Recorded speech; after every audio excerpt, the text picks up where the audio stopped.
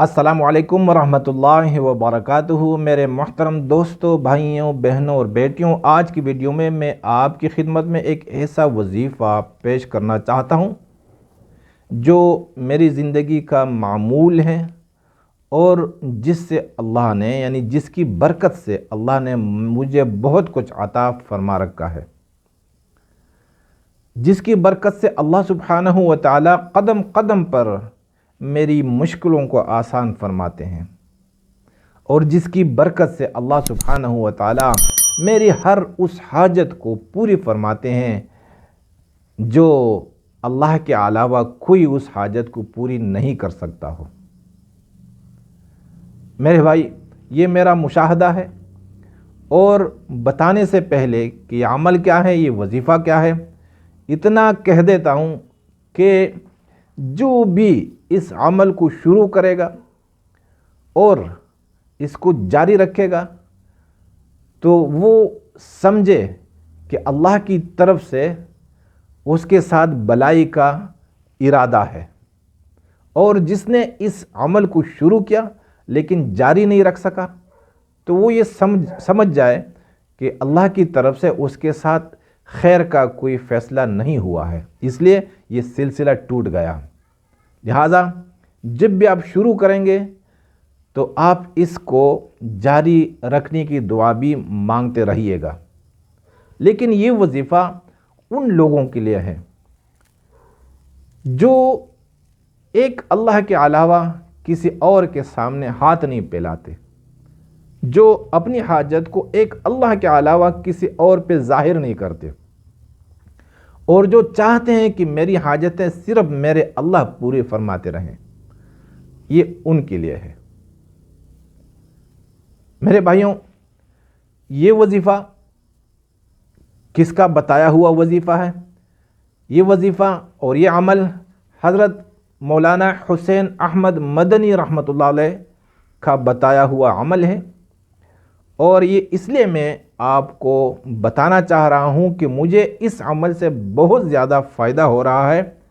اگر میں آپ کو نہ بتاؤں تو شاید قیامت کے دن آپ مجھ سے پھر اس کے بارے میں پوچھیں گے، لہٰذا میں آپ کو بتانا چاہتا ہوں، لیکن میں یہ بتا رہا ہوں کہ اگر کسی کی کتنی بڑی حاجت کیوں نہ ہو، کسی پر کتنی بھی بڑی مصیبت کیوں نہ آن پڑی ہو، وہ صرف اور صرف 40 دنوں تک مسلسل اس عمل کو جاری رکھے تو 40 دنوں کے بعد یہ گارنٹی کے ساتھ میں کہتا ہوں کہ اللہ سبحانہ و تعالیٰ کی طرف سے اسے بشارت ملے گی، اسے خوشخبری ملے گی، اور اس کی مشکلوں کو اللہ سبحانہ و تعالیٰ آسان فرماتے رہیں گے۔ اس وظیفے کو جس طرح میں نے اپنی زندگی کا معمول بنایا، آپ بھی اسی وظیفے کو اپنی زندگی کا معمول بنا دیجیے گا، تو میرے خیال میں کسی کے پاس بھی جانے کی حاجت نہیں ہوگی آپ کو، اور نہ باقی جو اوراد و وظائف ہے نہ انہیں سیکھنے کا کوئی اس کی کوئی بھی حاجت نہیں ہوگی۔ کسی بھی وظیفے کی، کسی بھی اوراد کی بھی آپ کو حاجت نہیں پڑے گی۔ تو آئیے، یہ نماز اور یہ وظیفہ کیا ہے؟ یہ وظیفہ نماز حاجت کا ایک وظیفہ ہے، اور 4 رکعت نماز کی نیت آپ باندھ لیں، لیکن اس کے لیے ایک وقت ضرور متعین کیجیے گا۔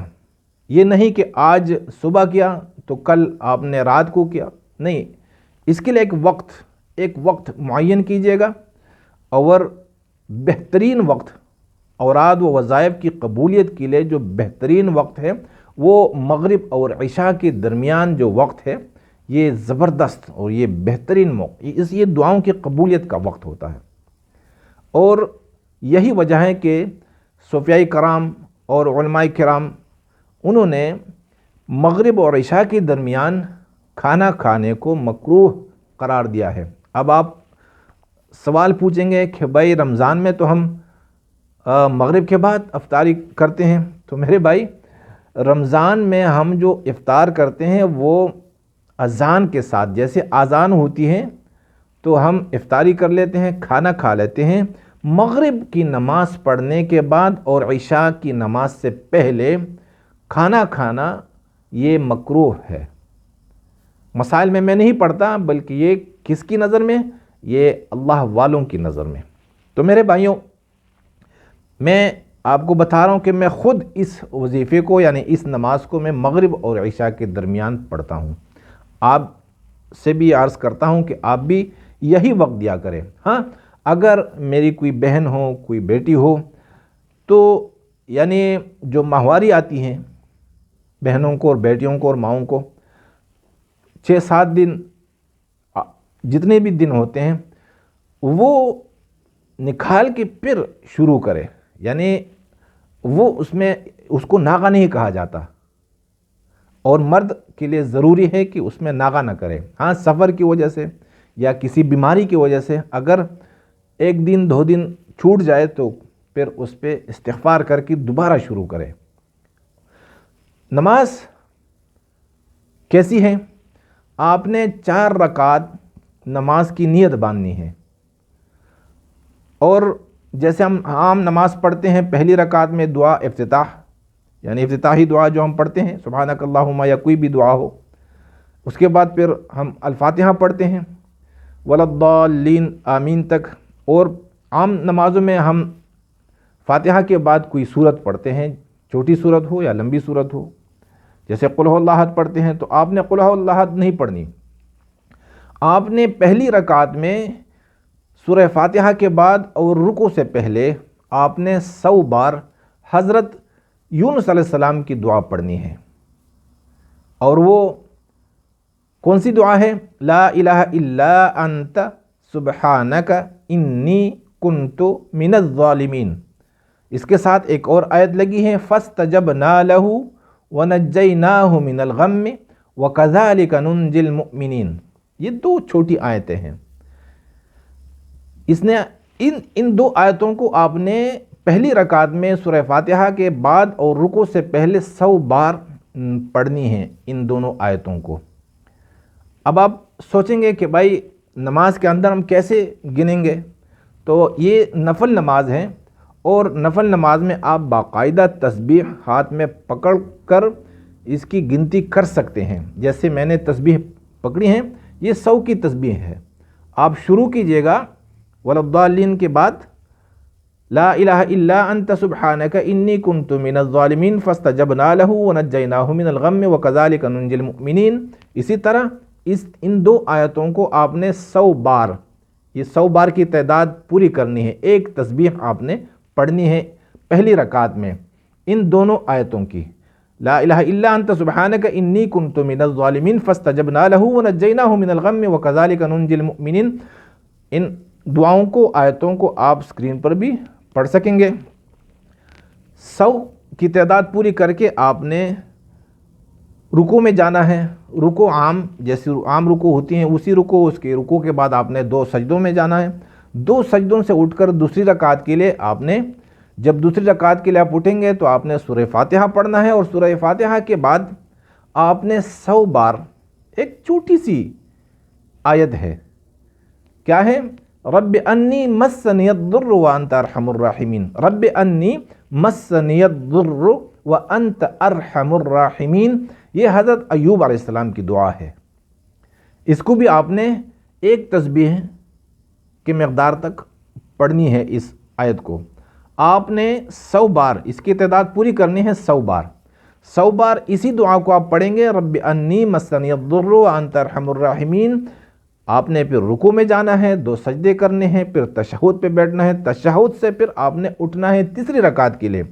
تیسری رکعت میں سورہ فاتحہ کے بعد اور رکوع سے پہلے آپ نے 100 بار ایک اور دعا ہے جو حضرت موسیٰ علیہ السلام کے زمانے میں، جو فرعون کے خاندان کا ایک بندہ تھا جس کو اللہ نے مرد مومن کا خطاب عطا فرمایا تھا، اور وہ فرعون کے خاندان کا تھا، موسیٰ علیہ السلام پر ایمان لے کر آیا تھا۔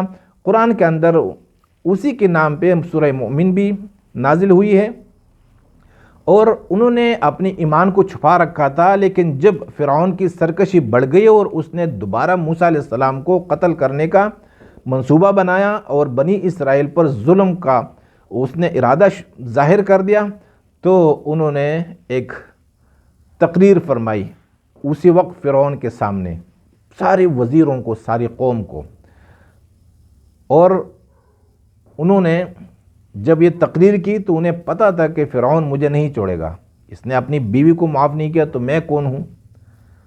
لیکن انہوں نے اپنے آپ کو سپرد کر دیا اپنے اللہ کے، اور کیا دعا کی؟ وَأُفَوِّضُ أَمْرِي إِلَى اللَّهِ إِنَّ اللَّهَ بَصِيرٌ بِالْعِبَادِ وَأُفَوِّضُ أَمْرِي إِلَى اللَّهِ إِنَّ اللَّهَ بَصِيرٌ بِالْعِبَادِ۔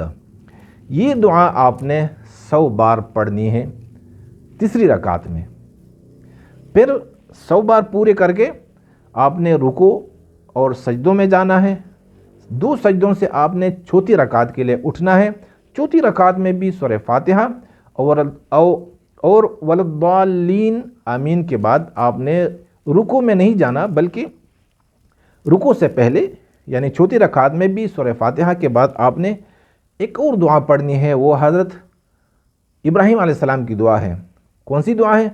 حسبنا اللہ ونعم الوکیل نعم المولا ونعم النصیر۔ یہ دعا آپ نے 100 بار پڑھنی ہے چوتھی رکعت میں، اور 100 بار پڑھ کے آپ نے رکوع اور 2 سجدے کرنے ہیں، پھر آپ نے تشہد پر بیٹھنا ہے اور نماز پوری کرنی ہے۔ جب آپ نماز پوری کر لیں گے تو سلام پھیرنے کے بعد آپ نے 100 بار اسی حال پہ آپ نے بیٹھنا ہے، اور کسی سے بات چیت کے بغیر آپ نے 100 بار ایک اور چھوٹی سی دعا ہے۔ وہ کس کی دعا ہے؟